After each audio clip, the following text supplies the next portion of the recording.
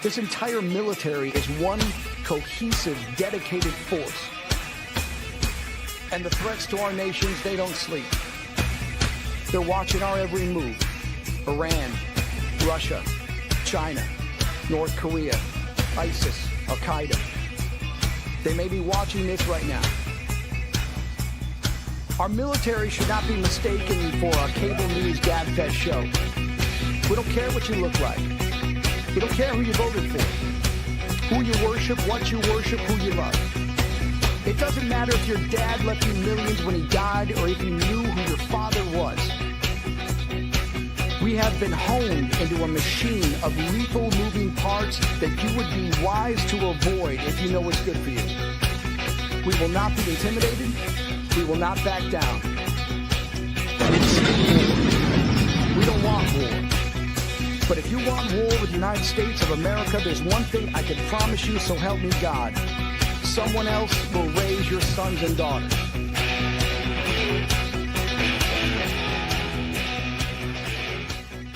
Military Broadcast Radio, the station that's giving veterans a voice. Find us on the web at mbradio.us.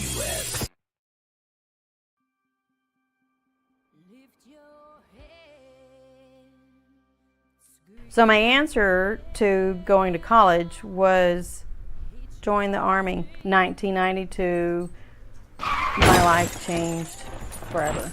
PCS to Germany with my two boys and really try to take advantage of the opportunity to travel, learn another language, the culture.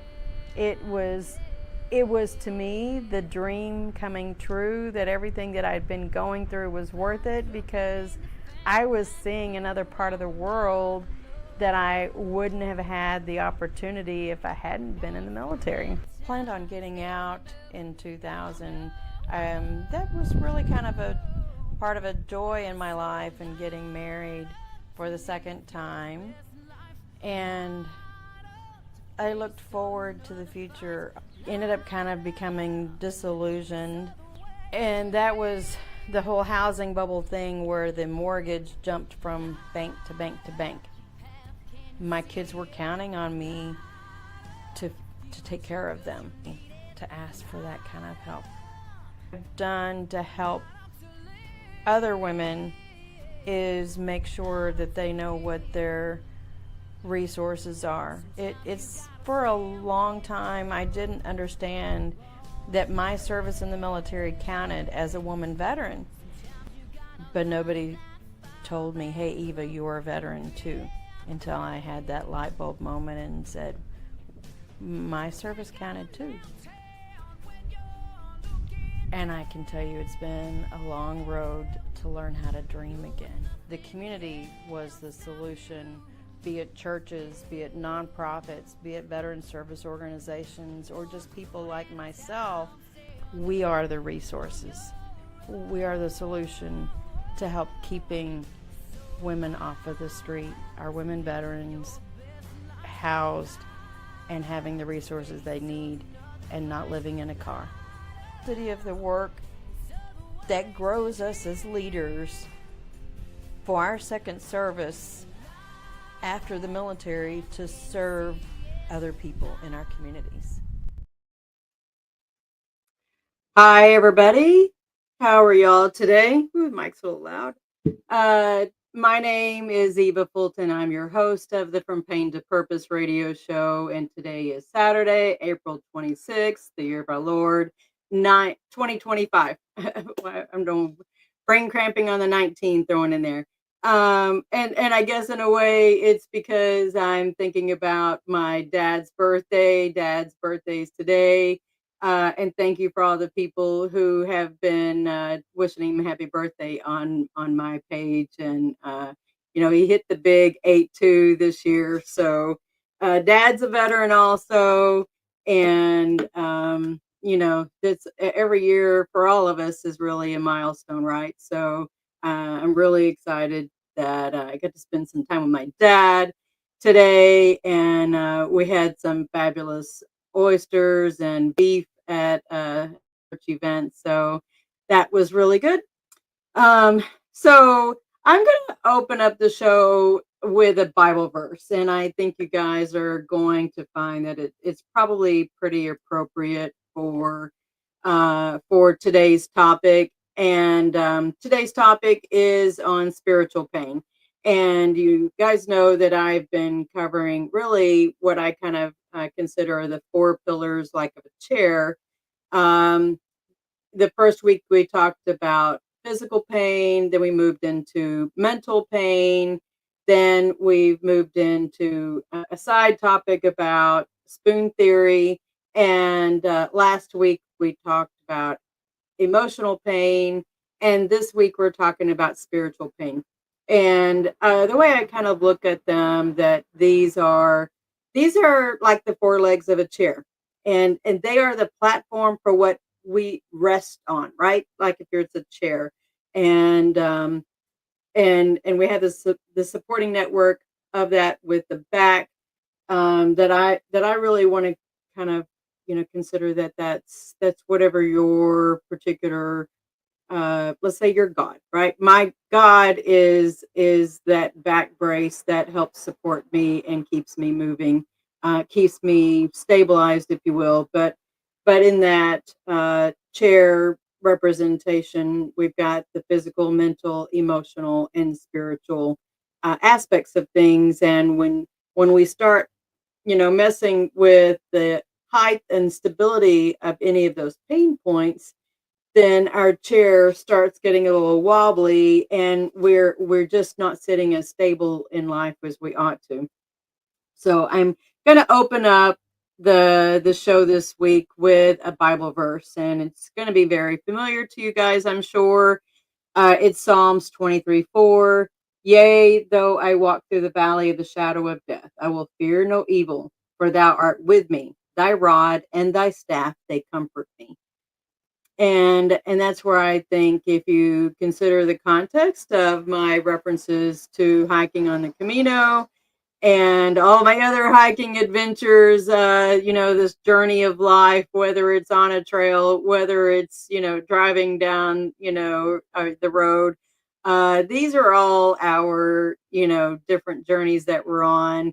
But what do we lean on? Who are we leaning on when we're getting through these things, and, the pain that we're possibly going through? And I think it's really kind of very good timing if we think about, this is still Holy Week after the Easter Sunday, and I'm gonna say, I don't know what's glitching with StreamYard, but if y'all see the screen going black, I don't think it's anything on my end.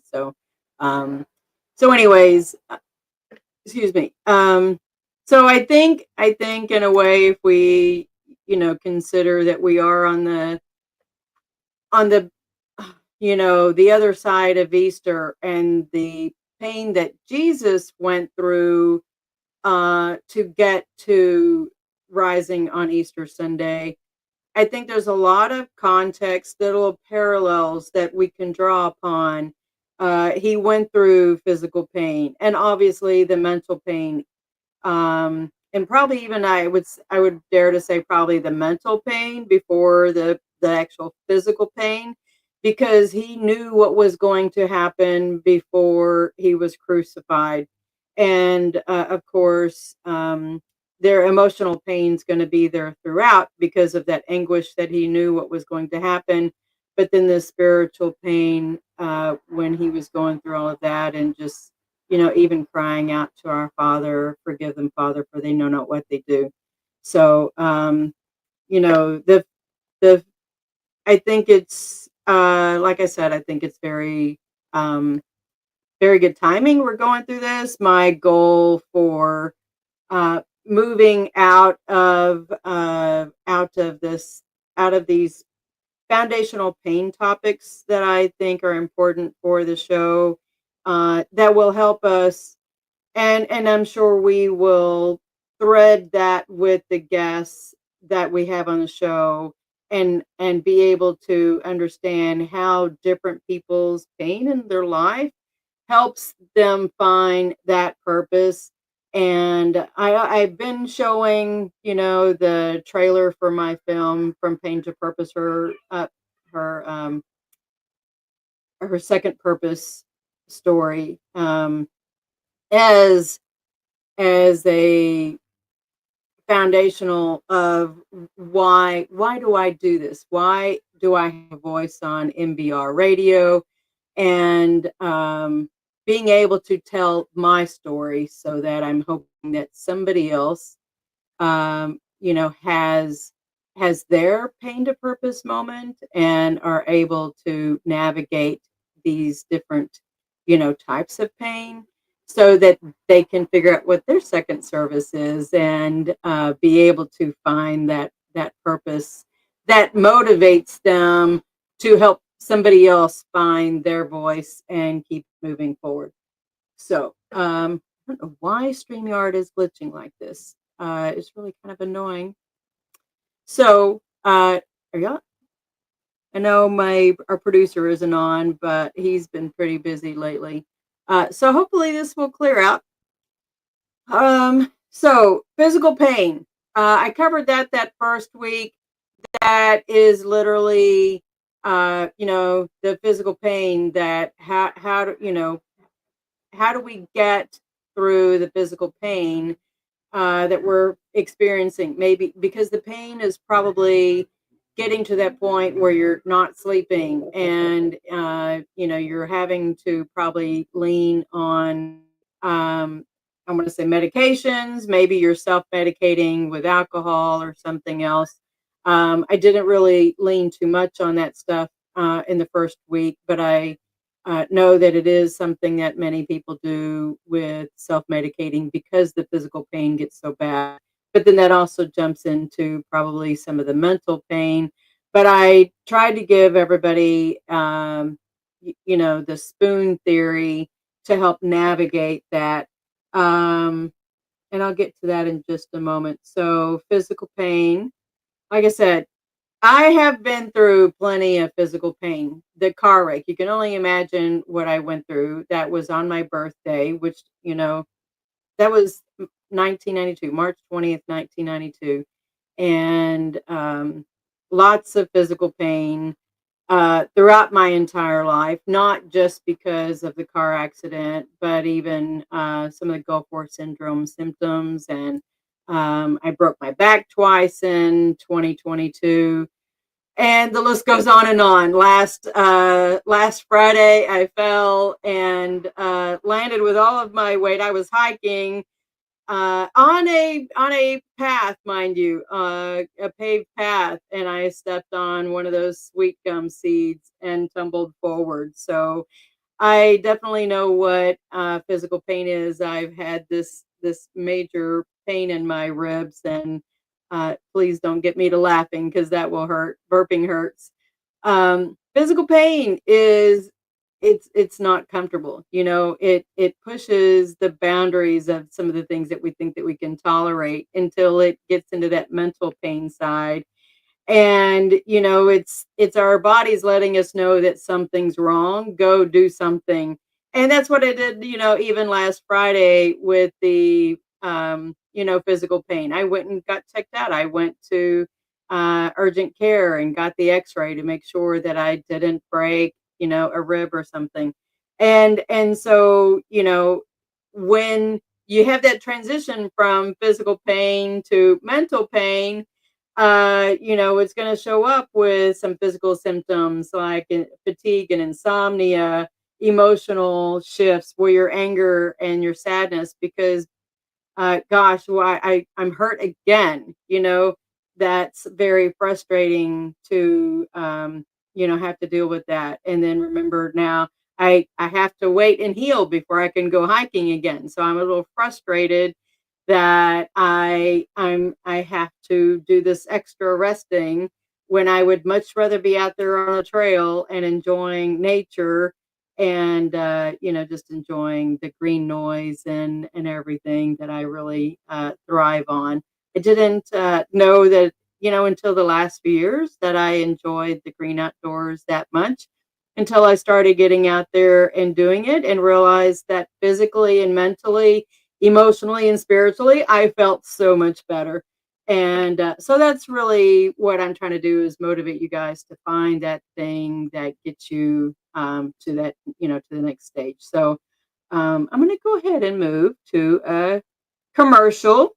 I've been rambling for a little bit, so let's talk about our Veterans Day cruise coming up for Veterans Day week, and hopefully y'all will join us with MBR and have some fun.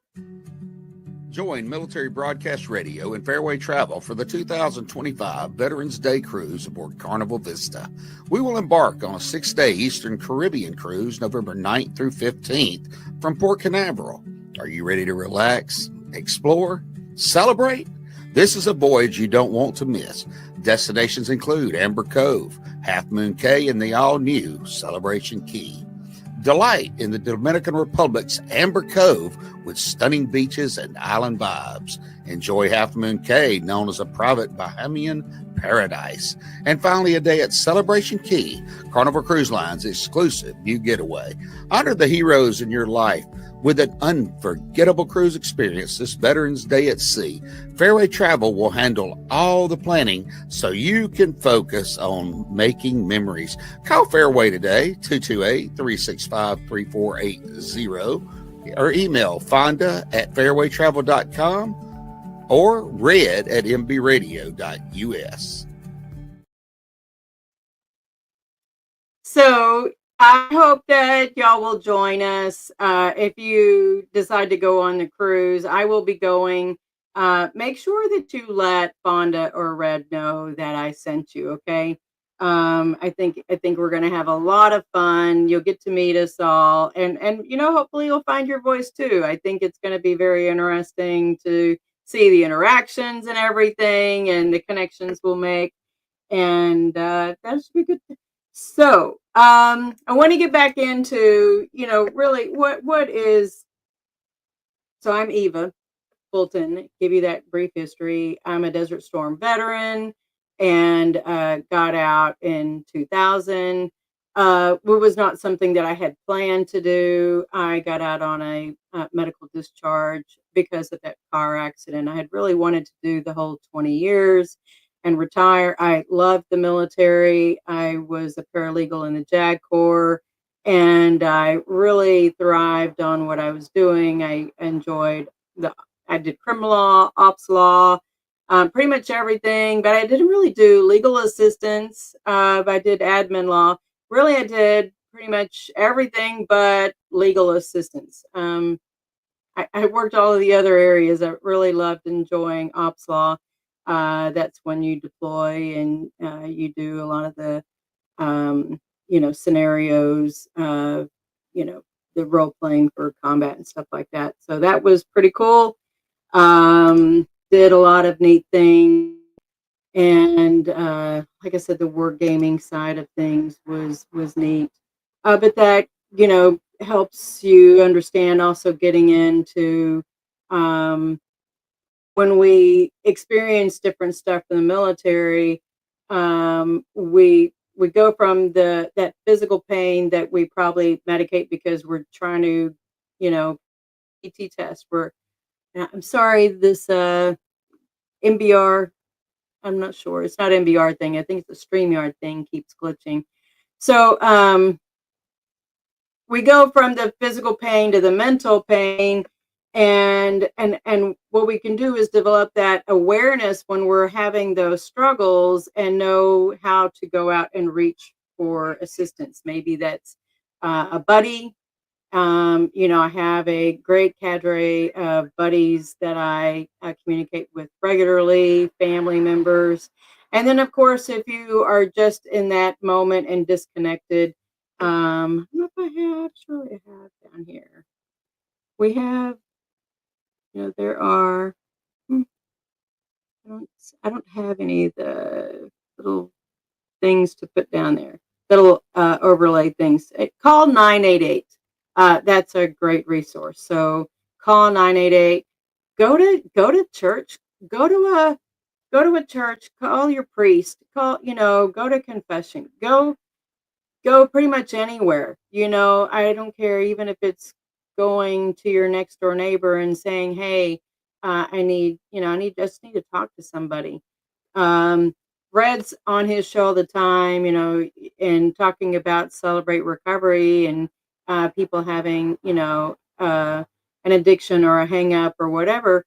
Go to a meeting and just, connect with somebody. There are lots of veteran groups out there that, can help. But just remember that a lot of Facebook groups, are meant to connect people to other resources, but the group itself is not necessarily the resource. So I would caution somebody not to invest and think that a particular Facebook group is going to solve your problems, because you are the one who's going to have the greatest voice to get the help you need, and you need to advocate for yourself and use your voice. And I think that's the biggest reason why MBR is here, is to not just give veterans a voice publicly like this, but to empower others to have their voice and go advocate for yourself. So I just want to throw that in there. Hey, Red, nice to see you. Sorry I wasn't on your show with you earlier today, but it was Dad's birthday, and we just enjoyed some really good oysters. Man, they were good. So, anyways.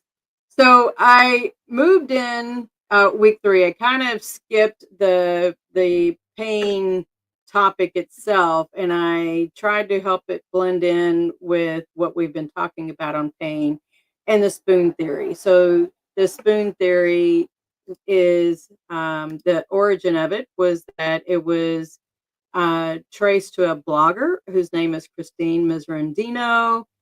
She has lupus and created the spoon theory in 2003. She was trying to explain to her companion in a simple term how people with chronic conditions wake up with limited energy.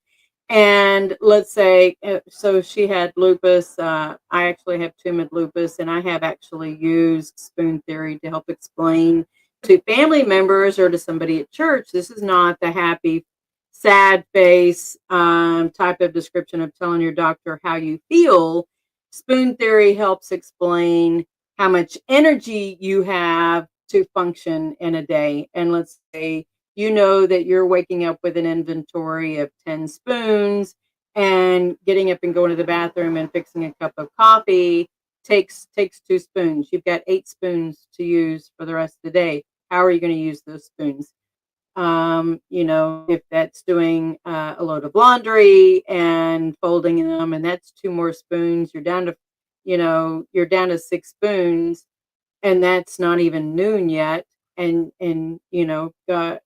God forbid if you have kids, and that probably used up 2 or 3 more spoons getting them off to school. You've only got a couple of spoons left, and how do you feel like you've accomplished things? And you have to learn how to manage things very carefully. But the spoon theory is meant to help explain to your caregiver or to your primary care physician that I'm struggling with my energy levels, and this is my spoon count is 10, maybe it's 20, right? The more spoons you have, the better off you're going to be, but you still got to figure out how much you use them and to what extent, so that you can just manage communicating with them how much you're expending and what you're able to get done. And that, I think, helps provide, hey Tracer, helps provide your inventory of that energy. So it's not just the happy face or sad face part that it's telling you how you feel. It's what can you accomplish, because when you have that kind of connection of being able to have energy to get things done, then those are the things that start spreading and affecting your emotional pain. And some people may describe that as psychological pain, or they could even describe that part as a mental pain. but it's really an emotional side, because this is, really how you're feeling from an emotional standpoint. So your feelings of being not just the positive side of happy and content and stuff, but then getting into sad or being mad. Part of what I experienced from my injuries over the years was really kind of grieving my old abilities that I used to have to go running, to do the things that I did in active duty, and then relearn how do I accept and move into things that I can do now. And that to me was, once I wrapped my head around the kind of rewiring and reaccepting my emotional limitations that were a reflection of the physical and mental side of things, and not getting mad and angry, then now the hiking side of me and being able to accomplish, hiking 127 miles, I wasn't running it. It's okay. I've had years where I couldn't, I was using the red rollator that you get from the VA to get around. Seriously, 2021 and 22, I was walking behind the red, rollator, and if you don't think that doesn't do some emotional tricks on you, I don't know what does, because that was really tough. It was beyond accepting that I needed to use a cane. And I don't mind using the hiking poles at all when I'm hiking. But I realize, even from my fall last Friday and hurting my ribs, that I have to still accept that even on that flat surface, that the hiking pole is my friend. It is that thing that I lean on. It's my staff that God gave me, and he's there to help support me. But we have to get over these emotional things about the heartbreak, shame, or the guilt, or grief and loneliness, fear and anxiety, that our lives are different now than what it used to be, because our lives have changed. And as we get older, it's going to change anyways. But I think when we have these incidences that happen in our life that shape and change our physical aspects, we have to be able to start, learning some new tool sets and turn your pain into purpose, so that you can encourage somebody else. It's all right. It's like getting back on the bicycle, figuratively. We're learning how to do something new and different in life, and we're going to be okay. So when I come back, I'm going to go ahead. I'm going to move us into one of our wonderful media assets, and take a quick breather. And when I come back, we're going to get into spiritual pain, and that's really going to be the key focus of the rest of the show. And I think that this will help wrap up, not just this Holy Week that we've had. And, I know I'm Catholic, but, the Pope passed away, and, things are changing, I think, on the spiritual front. So hopefully we'll, get I'll say this, I hope we get a better Pope this time. I was not into the social justice that the previous Pope, God bless him. Hopefully he's in a good place. And I'll put that out there. I didn't agree with him. So anyways, that's my personal opinion, not that of the show, not of MBR or anything. So please don't hate on MBR. That's my personal opinion. So anyways, I'll go ahead and move us into, let's go to Mr. Coffee with You Can't Spell Hero Without Her.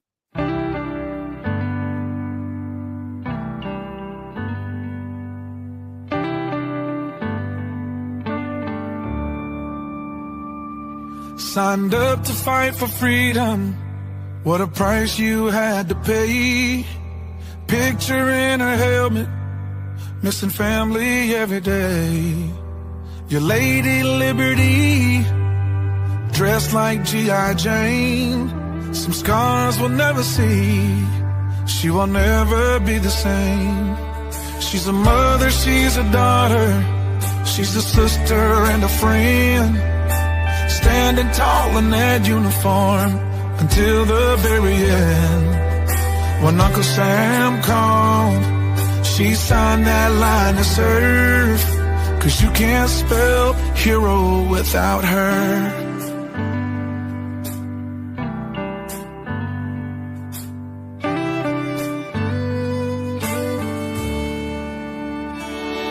On that old dusty base with the meadows that shine, she's been to hell and back for the stars and the stripes.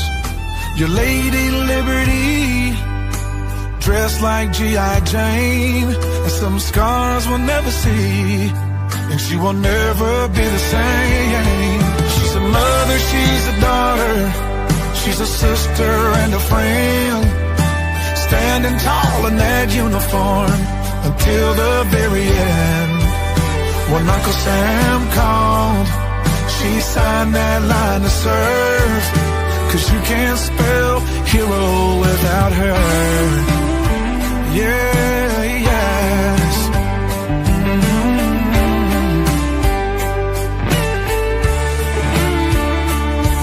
For the ones that didn't make it, we will pause and then we cry. We can still see their smile in every sunrise. She's a mother, she's a daughter, she's a sister and a friend, standing tall in that uniform until the very end. When Uncle Sam called, she signed that line to serve, 'cause you can't spell hero without her. 'Cause you can't spell hero without her.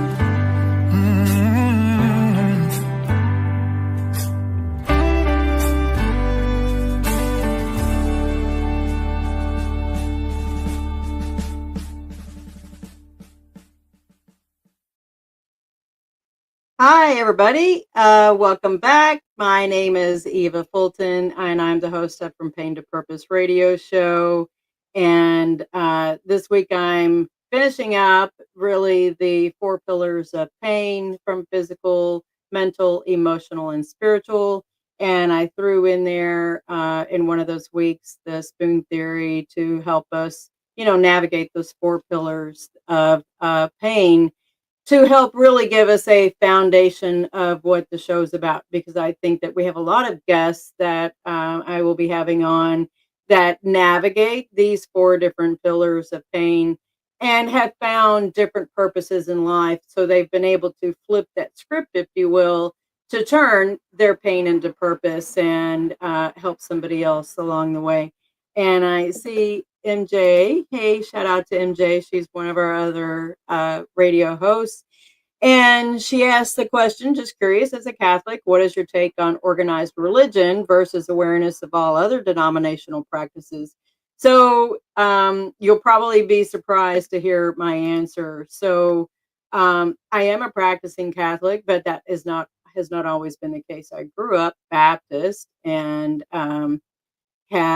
so that was the Southern Baptist side and in Texas, Southern Baptist. And then I converted in college in Austin. So, Austin, Texas is a pretty liberal town. So I really kind of, in a way, learned I probably learned kind of a liberal side of Catholicism. So it helped blend, I think, as a catechist, that I was told that I could still, have my conversations with God, that I didn't always have to go through a priest for confession. So I've only gone to confession very minimal times. I can count it on one hand how many times I've actually gone to confession with a priest. And, some fellow Catholics may chastise me for that, but I have a very good, I think, relationship with God, and I talk with him. for me, and I have tried other or other denominations. It just I for me, I didn't understand what and why they did what they did. I understood the background and the history of how the Catholic, faith is practiced. And probably with some exceptions, people, add to or take away what they're comfortable doing. But for me, I like the way that the mass is practiced, and I have some clarity in moments. I keep hearing this rooster in the background. Sorry, I don't know if y'all can hear it or not, but uh, so anyways, does that help you on what my perspective is? And so it's probably not quite the same as a lot of Catholics might be, and that's just because my exposure has been, and even as an adult, um, I've gone to other Baptist church or non-denominational churches, large mega churches, and I've always found my way back home to the Catholic Church just because of the way it keeps me grounded, and I think in a way that kind of gets into the spiritual pain of side of things, and how I look at what God has done in my life, what Jesus has done. Because when I had my car accident, quite frankly, I asked, why me, God? Why? And I'm sure a lot of people struggle with their spiritual side on that. What did I do to deserve this? And I don't think that I did anything really to deserve it. The car wreck. It was a thing that happened. And in some ways I've actually had more blessings happen in life despite the physical, the mental, emotional, and sometimes spiritual pain. It has by far been a more positive blessing in my life, uh, because I have a certain awareness about living, and having gone through such a traumatic event in the car wreck, that I actually feel more alive now than I would have felt or did feel before the car accident happened, if that makes sense. So, a lot of that is really just reconciling that there that it was just something that happened in life, and but God gave me the strength. Jesus gave me the strength to get through it and to navigate, and now I can use this as a tool that helps somebody else, saying, I don't care what had happened to you, it was something, and nobody's trying to deny that this event happened to you. It's your takeaway that flips it around that can help you. And so how do I mean that? There was that. Um, so what is spiritual pain? That's probably the best question I think I could help you ask or help answer. What is spiritual pain? And it's kind of like this. It's not just your heart. It's like this. Your soul aches. Your soul can feel this struggle, and part of it is that separation of um it's a yearning that you want some reconciliation, and probably it's the reconciliation with God of how do I make sense of this thing that has happened so that I can move forward. I think a lot of the things, and it was one of the things that I talked about, I think it was in the mental pain week, where I talked about moral injury. And I didn't go and do more research, but moral injury is really this thing that we encounter in the military. And I know a lot of guys and gals has they've encountered, how do they reconcile that this thing in life that they have participated in called war, and they're given this you know order that they've got to kill or be killed, and these are following the laws of war, that this was they are fulfilling a mission, right? They're fulfilling a job that was a lawful order, and something happened. Uh, and I know people struggle with that, and that's really part of the PTS. And I'm not trying to answer all of the PTS questions. I'm trying to help reconcile, how do we make sense of this so that you can find that that God doesn't, in my opinion, God doesn't penalize you or hold you accountable for something that you did in the line of service, because you weren't going out and, you know, killing someone in the street as as one of the 10 commandments. Does that make sense? So I'm trying to help you connect that there's this difference between what we've done in uniform that was in the line of duty of what we were doing in the uniform, being told to do something, versus going out and purposely breaking one of the 10 commandments, coveting somebody else's wife or stealing money or whatever it is that you've done. Those are different things that is something that you're going to have to reconcile with God yourself. But I think that things that we do in the name of being in the uniform in our service, and that moral injury side, are the things that we've got to learn how to give ourselves grace for. And I posted something earlier this week on my own personal page, and somebody responded that was probably the hardest gift that they really, they struggle with, is giving themselves grace. And I would agree, because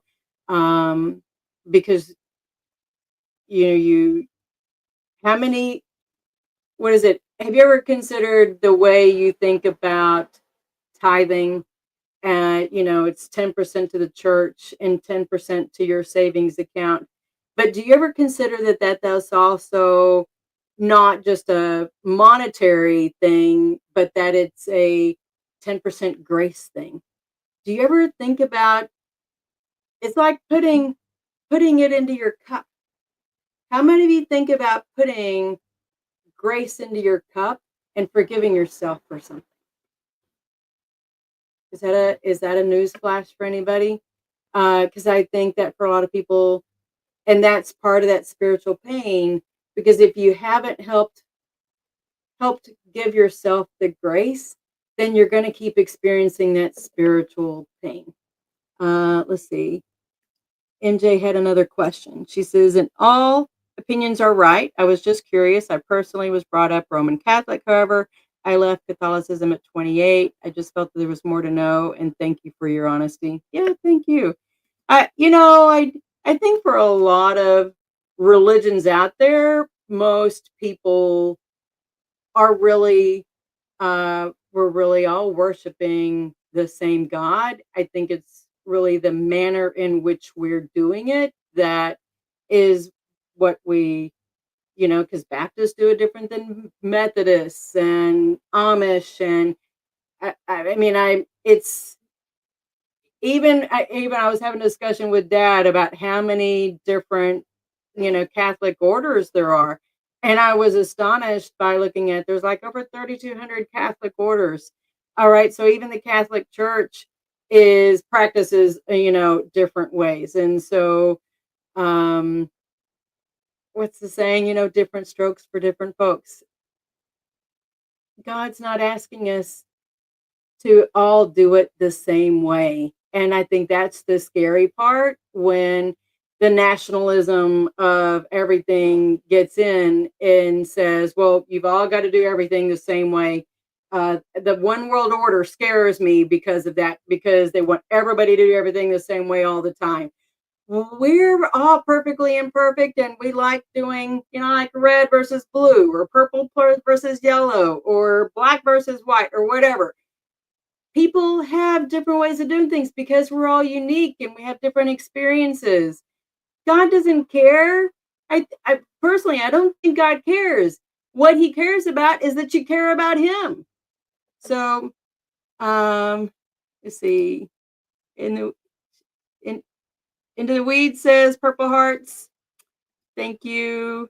And Warriors, you were a High Templar. I'm not sure what you meant by that, MJ, but. And then she says, that's right. God is God. Absolutely. God is God. He's one God. And as long as you know that it's not a matter of how, it's just that you do worship him, right? So, talk about the spiritual pain anymore. So, so let's think about spiritual pain. That pain is not going to be necessarily about religion, because that's the how, right? The one religion versus another religion. But we still have those spiritual pains inside that are nudging us to understand the difference between right and wrong, right? Because we start feeling the very basics of what those 10 commandments are. Well, hey, that guy is cute, all right? But gosh, you know what? He's married. So, all right, come back over here. I mean, there are people, your body senses when those things are not right, and it's get back over in this lane.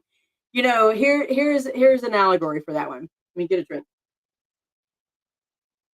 Love my turmeric tea. When I was hiking on the Camino in Spain, I had almost parallel paths. I was on the rocky path, narrow path. My feet were killing me. Yeah, feet were killing me. Immense pain. And then there was the paved road over there. And for a little while, I got on the paved road and thought that this was easier, right? This was easier. I could go faster, and I could, my feet pounded more. I'll tell you that part. But then my feet hurt more. And I got back over at a later spot, back on the rocky path. And I was like, wow, this rocky path feels better. Why? Because the rocks were actually massaging my feet. And that physical pain that I thought I was feeling, that might have been from the rocks, was a gentle reminder. It was massaging my feet from underneath that actually felt better than what the flat surface did over there. So in some ways, it gets into harder. The rougher road may look like it's harder, but it actually is there serving us a purpose and massaging those senses, if you will, like even with the feet, because mentally and physically, I started feeling better. But that fast road, that fast track with the, paved road on the other side, that was that fast road that actually didn't feel as good.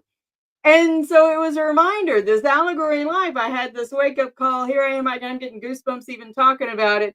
That when I got back on the rocky path, that I was like, oh yes, thank you. I'm over here. This feels so much better.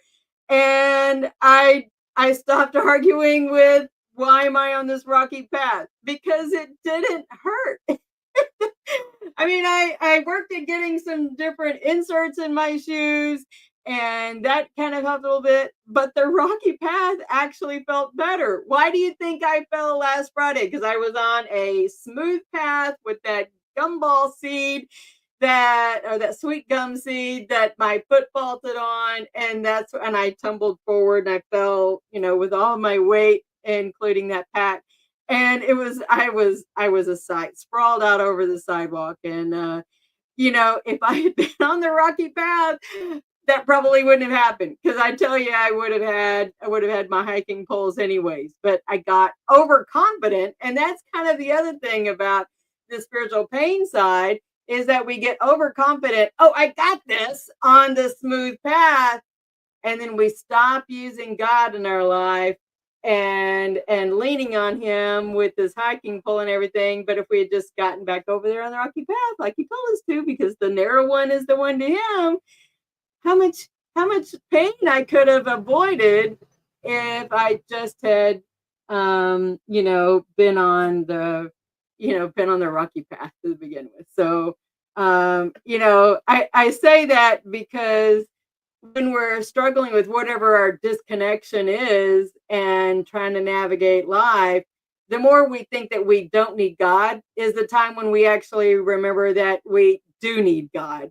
And we have to stop ignoring these pain signals, because whether it's the physical, the mental, or the emotional, or the spiritual pain, we're getting these signals that, hello, something's going on. It's like getting a message that you have a text message. Ding, ding.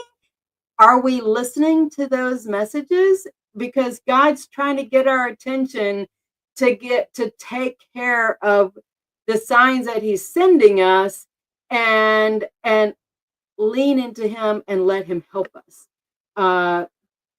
So we've got to acknowledge it, and acknowledge it without judgment, whether it's with us, whether it's with each other, and help each other through, and say, and go to God and say, I'm hurting right now. I know people are hurting right now. And how many people try to think that they can fix it themselves because they're overconfident and not leaning on the hiking poles of life, which is God, and saying, hey, God, I need your help. When's the last time you asked him for help? Because I guarantee you, if you ask him for help, he's going to answer you. But you got to say it from here, because your heart knows, your soul knows that you need some help. So feel it and try. I picked up that rock on the trail. I've talked to y'all about it several times. That first day, pick up your rock. Okay, God, he didn't tell me to put it down. Well, when do you want me to put it down? He says, you can put it down anytime you want. And if that's your physical pain, that's your emotional pain, it's your spiritual pain, pick up the rock, okay? But you can put it down anytime you want, and have that conversation with him, and he's going to be there. But you got to learn how to let it go and accept, you know what? I don't want that pain anymore. I want to give it to God. I want to let Jesus carry my cross for me. And know that whatever it is that you're going through, it's temporary. Feel it. Okay, get it. It's heavy. The rock is heavy. Give it to Jesus and let it go. Give it to him. Find a gentle anchor. And this is kind of a theme that has been through these other pain pillars that I've talked about. Find your routine. I don't care whether it's your schedule, an empty, what is it? An idle mind is a devil's playground. It is. Truly it is. Why do you think that in the military they keep us busy from sunrise to sunset? Because an idle mind is a devil's playground. And if you don't learn how to give yourself things to do, have a schedule, have some goals that you're going to do, it's okay to schedule rest time too, but keep yourself busy. And I keep myself plenty busy, probably too busy sometimes, but I do manage it and I get everything done. I'm excited. My accomplishment this week was I heard back from my chair. Go ahead and set my, do my official first submission on my chapter 1 for my dissertation. So I'm really excited about that. But it's a thing that I enjoy doing, right? I enjoy writing. My book is going through publication, and so hopefully that'll be coming out probably in the next month or two. The outside cover is done, but this is one of those things that has helped me through this journey. I've been able to, really tell my People Garden story and, help grow it. And, it helps people set boundaries. A lot of people don't know how to set boundaries in life. So they end up, getting taken advantage of and become enablers and, trying to people please everybody. But sometimes you got to learn how to set those boundaries and say, I've got to focus on me. It's like the airline instructions when you're on a flight and they tell you to take the, oxygen mask. You have to put the oxygen mask on yourself first before you can get it and put it on your child sitting next to you, or elderly, or whoever is, might need some assistance. You've always got to put that oxygen mask on yourself. I'm not sure why this is coming up. If anyone wants to join us, we will open up after the intro. I'm not sure where that came from. We've already done the intro. So take a walk, do nature. There are plenty of things out there that life continues on, even in pain. So keep on. Oh, he says we will create an open panel after the intro. Okay. Oh, I don't know what it's. I don't know. I'll stay on, I guess, afterwards. Is that what you mean? Talk to yourself like someone you love. And how many people think about how you talk to yourself? Do you have a good, positive self-talk? Because that's part of that spiritual pain side as well. And being able to, we are God's children, right? But do you talk to yourself? And do you talk to God as if you're talking to him like you're a child? Because you are God's child. And you are asking for his help to do things. And part of that is even as you talk with your spouse. Somebody had posted about, really strong women versus being submissive, and how, we've lost our way with the femininity side of things. And I think in some ways, for my own spiritual side, I've had to relearn how to find my feminine side so that I come off softer than what the military taught me to be, a little bit more brash and assertive. And that's been a struggle of mine to not be so blunt about things. Anna and my sisters will probably know exactly what I'm talking about. Tracer said, yes, it's important to have positive self-talk. But I have to remember as I'm doing those things that, I'm not in the military anymore. And so I have that self-talk with God that, hey, I'm being in a submissive role. Father, I need your help. And I think that it's important for us to learn how to embrace having a kind of conversation instead of trying to demand something from God, because God's loving, but he's not going to answer to demands, because it's really about our will and his will for us, that, we have to ask him for that help and have that conversation. And sometimes it's even turning it into ourselves in that humility side of softening and reconciling this grace, because that's really kind of where that comes in. And remember that, these are seasons that we go through. A lot of the stuff that, these seasons, and I probably had like a really long season with my pain from the car wreck. That was a long season, but I think as a result, it's been a long lesson that I've learned in hindsight. And, hindsight's 2020. I totally get it. But when we can flip that narrative around, then, it'll make a lot of sense. So just know we're perfectly imperfect. And even, we get molded back often as better people, because, what is it? There's the example that I read about the cup that got broken, and the person had sealed it back together, and all of these broken pieces were now beautiful. The cup looked more beautiful because you could see all these visible cracks. But we are like that. But we're perfectly imperfect. And when we and yet we still hold the water, right? So if we can just remain positive in that way, and realize that the spiritual pain, all these pains are going to be temporary.